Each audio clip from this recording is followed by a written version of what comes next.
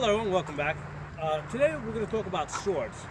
Now, in prior videos I've talked about swordsmanship and different types of fighting techniques with swords. Today I'm going to specifically talk about different swords and what type of swords that you would select. Now, this here is my favorite style of sword. It's fairly light. Basically I can use this with a buckler or with a shield. And the nice thing about this sword is really quick. I can change direction really quickly. This is a good fighting sword, specifically if you're fighting on foot. Okay, now this was not the type of sword that was popular historically. Okay, most of the swords that we see in in artwork in the Middle Ages look more like this: a long sword that's fairly wide. Fairly wide at the base and at the tip. Okay. Now, the reason why I don't like using a sword like this is I find this sword, really, it takes a lot more effort to get this sword moving. I have to use a lot more rotational stuff. Whereas with a sword like this, I can stand at a standstill and initiate a fast strike, with just a minimum hit movement. Okay. With a sword like this, it takes a lot more effort to get this moving. So I got to get more hip into it. Usually I got to get a rotational cut, thrust, turn. So this requires a lot more effort to get moving. So why would this sword have been favored historically? Well, historically, people, knights in particular, they fought from horseback. That was the preferred method of fighting. Okay, if you could avoid at all fighting on foot, you would avoid it. Okay, you want to be on a horse. You want to be able to come in, strike, get out, come back in. Certainly if things aren't going your way, you have the ability to get really far, really fast. So with a sword like this, you're basically riding your horse. You're holding the sword up high. You're using the momentum of the sword to power your strike. So if you have a guy on the ground as you're riding past, you make your swing, okay, come up. If you have a guy on a horse, across from you, you're striking that way. If you have a guy on, let's say, on this side of the horse, you swing down. So you're making relatively simple strikes, and you're using the momentum of the horse. Okay, if you're not going to be on a horse, you probably don't want a sword at all. You want a pole. Okay, this is the pole that I train with. But basically, obviously, this is a lot longer, has a lot more reach. If I'm on the ground, this will be a lot more useful for hitting somebody up on a horse, hooking them, pulling them down. I can, if there's a spike on the back, I can turn this around, use this as a spear.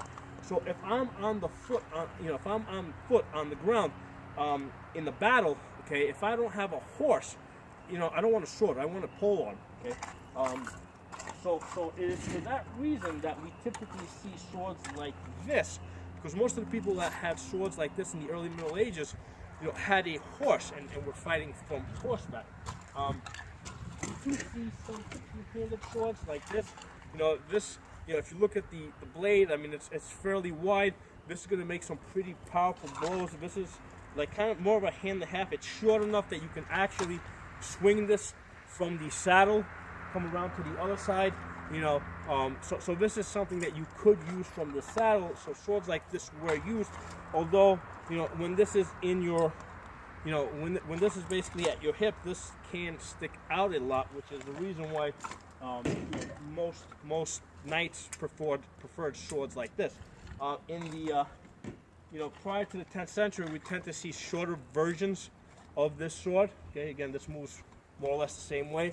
It's got some more, weight at the tip, and then as the metallurgy got better, we start seeing, longer ones like this that people would use from horseback. Okay, so that's the first thing to understand with swords.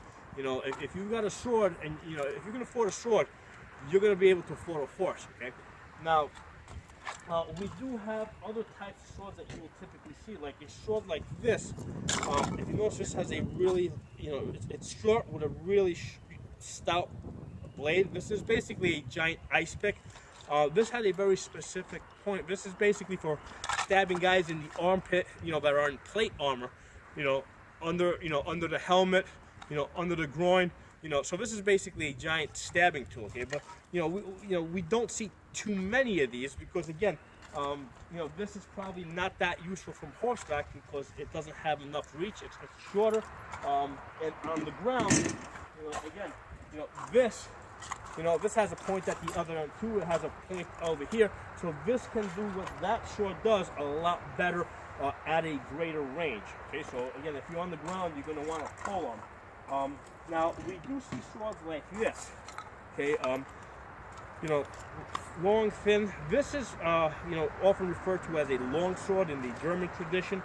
This is primarily a dueling weapon. Okay, around the 15th century, we start seeing towns and cities sprouting up in Europe, right? And basically we start seeing, first of all, in towns and cities, people typically didn't walk around with a lot of armor, so they could use lighter swords, because these weren't really intended to fight against armor. And we start seeing fencing traditions start to develop, like the German longsword tradition. And this is basically a light, quick sword that will flip around. This isn't the type of sword I would want to take into battle, although I think there are a couple of cases of these going into battle, but I mean, I don't think that the frontline troops use these. This might have been more of the, the commander's sword, in the back, who really didn't expect to fight. And what we quickly see is, from here we quickly transition into a sword like this, because this is even lighter, even easier to carry. This was intended to be used two-handed. Two-handed. But what they found is that if a guy's not wearing armor, you really don't need a two-handed sword. A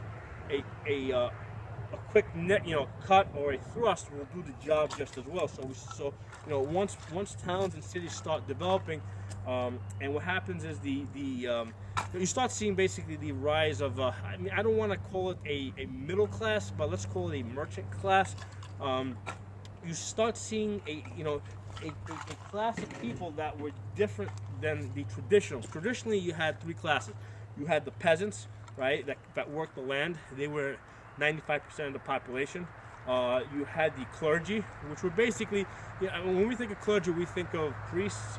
But really, when we talk about clergy, what we're really talking about is the accountants and the lawyers. Okay, these were the record keepers. Okay, so that was that was your learned class. Okay, so you had the clergy, and then you had the nobility. Okay, so the clergy was probably about 2.5%, and the nobility was about 2.5% as well. And the nobility was basically your fighting class. That was your warrior class, and also obviously your ruling class. Okay, so those were the three classes that you traditionally had in Europe. So during the Renaissance period, we start seeing a fourth class start to emerge, the merchant class. Or what later on became the middle class. So because of that, all of a sudden we start seeing people that who are not of a military background, who are now basically learning to use swords.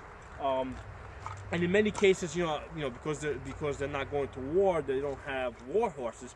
So we start seeing a tradition where people are fighting with swords on foot. Okay, so that's where our modern day fencing traditions come from. Okay, so a couple of things for you guys to think about. Obviously, I didn't go into too much detail.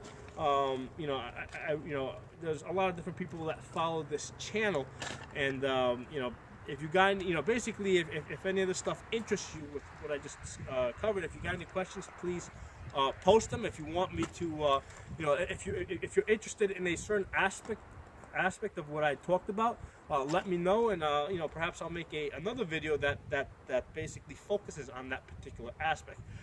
Thanks for watching. I'll talk to you guys next time.